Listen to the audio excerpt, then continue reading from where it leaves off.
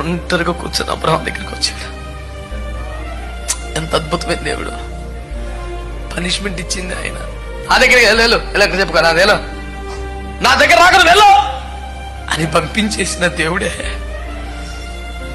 తన తప్పు తనకు తెలియాలన్న కారణం తప్ప దూరం చేసుకుంటాడా? తన బిడ్డలను వద్దనుకుంటాడా? లేకపోయినా పర్లేదు అనుకోగలడా? అలాగైతే భూమి మీదకి ఎందుకు వస్తాడు? ఎందుకు చచ్చిపోతాడు? ప్రాణం పెడతాడు?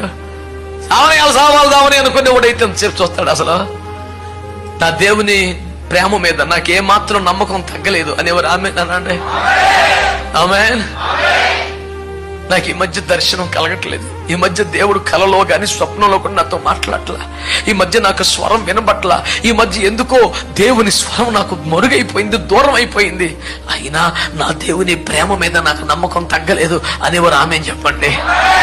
హల్లెలూయా.